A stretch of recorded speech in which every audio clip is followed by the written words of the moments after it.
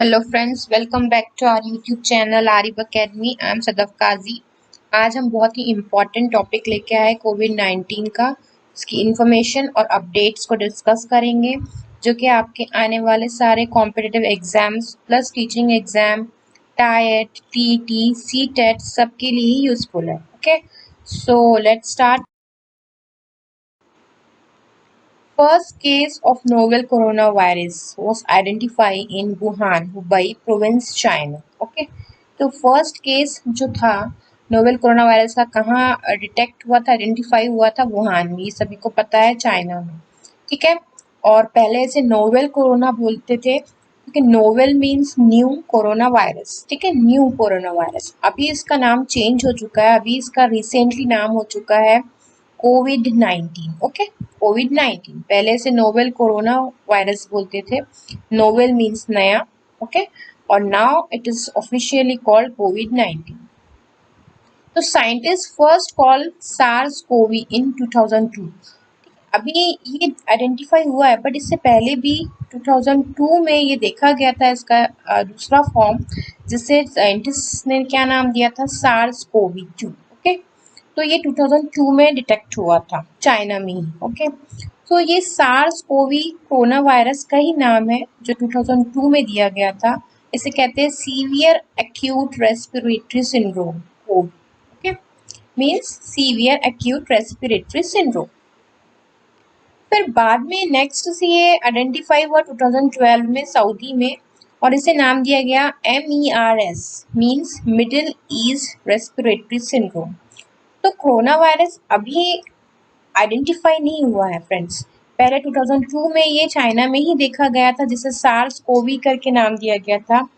फिर सऊदी में ये 2012 में देखा गया, जिसे MERS नाम दिया गया था, जिसे कहते हैं मिडिल ईस्ट रेस्पिरेटरी सिंड्रोम। तो आप ये याद रखेंगे कि पहले क्या कहते थे इसे। फिर बाद में इसे नोवेल कोरोना नाम दिया गया, और अब officially now it is called कोविड-19। तो कोविड-19 में को का मीनिंग क्या है? कोरोना। VI का मीनिंग है वायरस, D का मीनिंग है डिसीज, और 19 2019। ठीक है, सो ये पूरा इसका डिस्क्रिप्शन है कोविड-19 का full form corona virus disease 2019 है। कोविड-19 इज एन पैंडेमिक। पैंडेमिक अब आपको थोड़ा सा डिटेल में समझा देते हैं ये पैंडेमिक क्या होता है। पहला होता है एपिडेमिक, जो एक कंट्री या नेबरिंग कंट्रीज में कोई डिसीज होती है उसे हम एपिडेमिक कहते हैं। सेकेंड होता है एंडेमिक। ओके, ये एंडेमिक जो होता है सिर्फ पर्टिकुलर एक ही कंट्री में होता है। थर्ड होता है स्पोरेडिक, जो एक सिटी में ही होता है, एक पर्टिकुलर एरिया में ही होती है डिसीज, उसके आगे नहीं फैलती है। ये एंडेमिक एक पर्टिकुलर कंट्री में ही होंगी, उसके आगे नहीं जाएगी।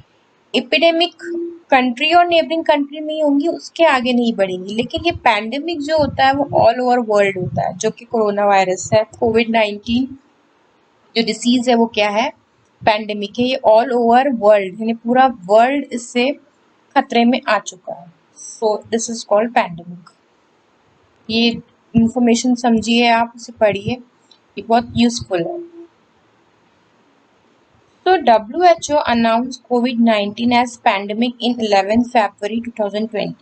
WHO ने कब अनाउंस किया कोविड-19 को पैंडेमिक? 11 फरवरी को।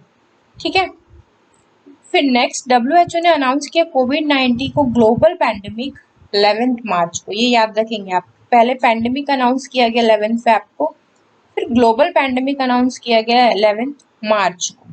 ठीक है, WHO वर्ल्ड हेल्थ ऑर्गेनाइजेशन है फ्रेंड्स। इसका फॉर्मेशन हुआ था 7 अप्रैल 1948 में।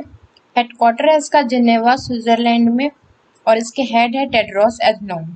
ये इम्पोर्टेंट इन्फॉर्मेशन है WHO से रिलेटेड, आप प्लीज इसे याद रखिए क्योंकि इस पे भी क्वेश्चंस बन सकते हैं। और कब उन्होंने अनाउंस किया था ग्लोबल पैंडेमिक कोविड-19 को? 11 मार्च 2020। ये भी इम्पोर्टेंट है। नेक्स्ट है, फर्स्ट लॉकडाउन कब हुआ इंडिया में? 25 मार्च को हुआ, 14 अप्रैल तक रहा ये। ठीक है, लॉकडाउन 2.0 15 अप्रैल से लेके 3 मई तक। लॉकडाउन 3.0 4 मई से 17 मई तक। ठीक है, और इसमें 3 जोन्स बनाए गए थे, रेड जोन, ऑरेंज जोन और ग्रीन जोन। रेड जोन में सबसे ज़्यादा इन्फेक्टेड पर्सन्स रहते थे, ऑरेंज जोन में थोड़े कम, और ग्रीन जोन जहाँ 21 डेज से कोई भी इन्फेक्टेड पर्सन नहीं मिला था, तो उसे कहते थे ग्रीन जोन। ठीक है, और ऑरेंज जोन में कुछ थोड़े से इन्फेक्टेड पर्सन रहते थे, और रेड जोन में सबसे ज़्यादा, और रेड जोन को पूरा कवर कर लिया जाता था। नाउ लॉकडाउन 4.0 कब रहा? 18 मई से 31 मई। फिर अनलॉक 1.0 हुआ 1 जून से लेके 30 जून तक। अनलॉक 2.0 कब हुआ? 1 जुलाई तक। तो ये इम्पोर्टेंट डेट्स है फ्रेंड्स कि कब लॉकडाउन फर्स्ट हुआ, फिर कब लॉकडाउन 2.0 हुआ। इसे आप पॉज करके प्लीज देखिए, याद रखिए, ये डेट्स पे भी क्वेश्चंस बन सकते हैं। नेक्स्ट है हमारा कोरोना के हॉटस्पॉट सेंटर कौन कौन से है? वुहान है, इटली है, स्पेन, न्यूयॉर्क, मुंबई, महाराष्ट्र में मुंबई था कोरोना का हॉटस्पॉट सेंटर, दिल्ली, जयपुर, भीलवाड़ा, भरतपुर, जोधपुर। ठीक है, तो ये कोरोना के हॉटस्पॉट सेंटर थे जहाँ सबसे ज्यादा इन्फेक्शन फैला था। अब है सिम्टम्स ऑफ कोविड-19, बहुत इम्पॉर्टेंट है फ्रेंड्स के बहुत सारे हैं सिम्टम्स, बट जो इम्पॉर्टेंट सिम्टम्स है जिससे हम आइडेंटिफाई कर सकते हैं कि कोविड-19 है कि नहीं है, वो है फीवर, रनी नोज, कफ, चेस्ट पेन। और कौन सा बॉडी पार्ट यानी सीवियरली इन्फेक्ट होता है, तो वो है लंग्स, ह्यूमन लंग्स, जिसे हम फेफड़े भी कहते हैं, ये इन्फेक्शन का शिकार होता है। और कौन सा मैकेनिज्म, अगर क्वेश्चन बनता है कि कौन सा मैकेनिज्म को इन्फेक्ट करता है कोरोना वायरस, तो वो है रेस्पिरेटरी मैकेनिज्म। ठीक है, ये दो चीज आप याद रखेंगे, लंग्स एंड रेस्पिरेटरी मैकेनिज्म को अफेक्ट करता है कोविड-19। प्रिवेंशन, तो friends prevention is better than cure. आप इस बीमारी से बचने के लिए पहले तो प्रिवेंशन ही लीजिए, क्योंकि ये हमें उस बीमारी से बचाएगा। क्योर करने की बजाय प्रिवेंशन ही बेस्ट चॉइस है। तो उसके लिए हमारे पास 5 चीज़ें हैं। आप stay home as much as you can, ठीक है, बहुत ज़रूरत पड़ने पे ही आप बाहर जाइए। Keep a safe distance, social distancing follow कीजिए। अब वॉश हैंड्स ऑफन, बार बार अपने हाथ धोइए। कवर योर कफ, अगर आपको खांसी है तो आप अपने कफ को कवर कीजिए।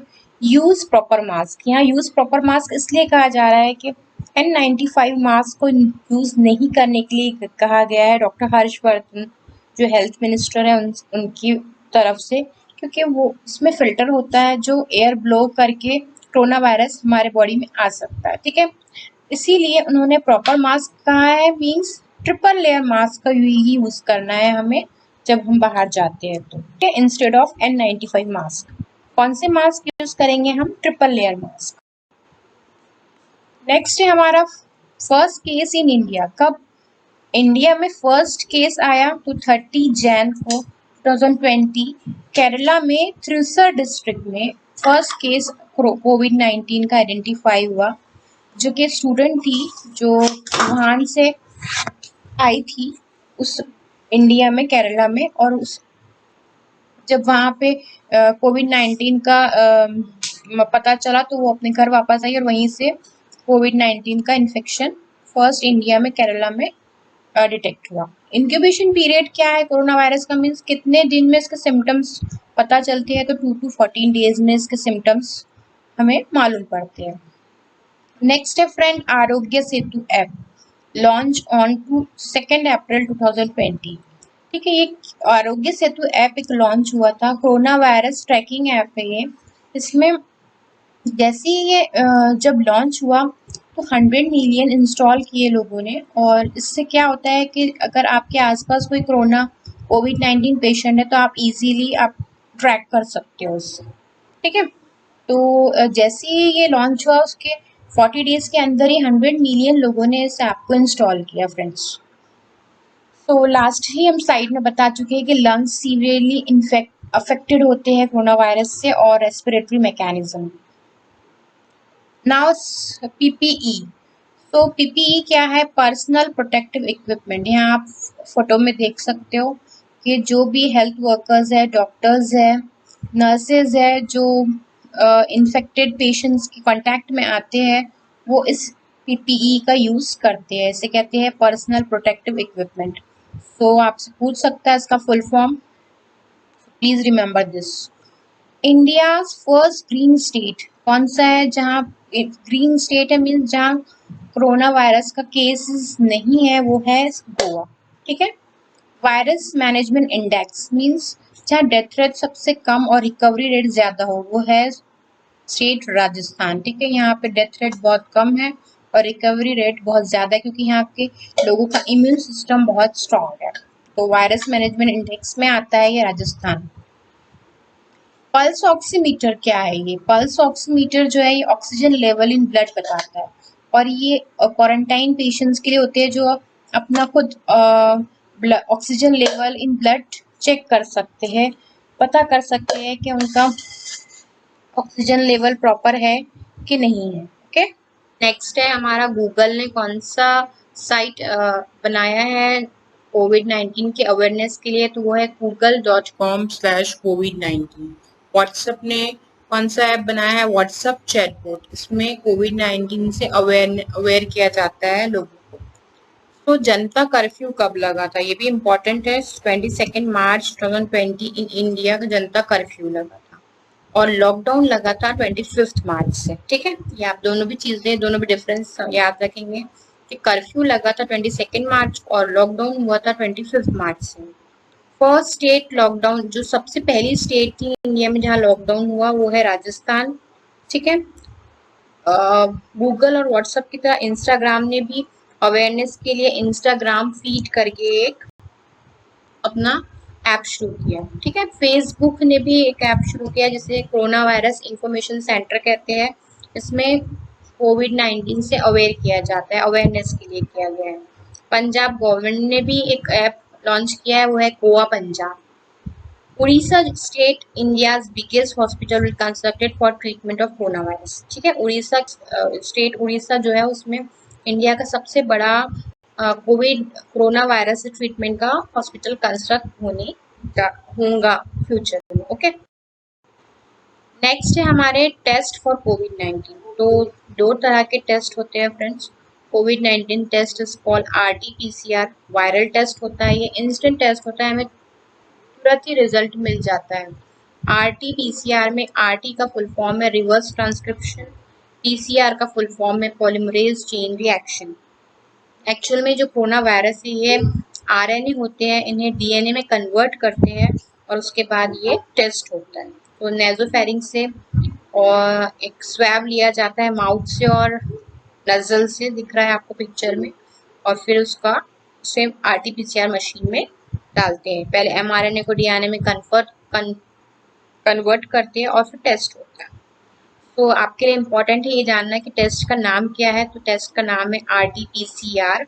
वायरल टेस्ट है ये, और इसका full form reverse transcription polymerase chain reaction. Okay. तो corona name originated from Latin language. कहाँ से ओरिजिनेट हुआ है? तो लैटिन लैंग्वेज से ओरिजिनेट हुआ है कोरोना का नाम, और उसका मतलब होता है हेलो और क्राउन, क्योंकि इसका स्ट्रक्चर किससे रिजेंबल करता है, किसके जैसा दिखता है? क्राउन की तरह। तो इसे कोरोना नेम दिया गया है। कहाँ से ओरिजिनेट हुआ ये भी याद रखेंगे आप, लैटिन लैंग्वेज से, जिसका मतलब होता है हेलो और क्राउन। नेक्स्ट है हमारा एंटीबॉडी टेस्ट होता है। पहले हमने RNA PCR जो टेस्ट देखा लास्ट, RT-PCR टेस्ट, और सेकंड है एंटीबॉडी टेस्ट। ये सेरोलॉजिकल टेस्ट होता है, ये आफ्टर 2-3 वीक्स होता है। ठीक है। जो RT-PCR टेस्ट है वो इंस्टेंट हमें रिजल्ट दे देता है कि कोरोना वायरस कोविड-19 है या नहीं है।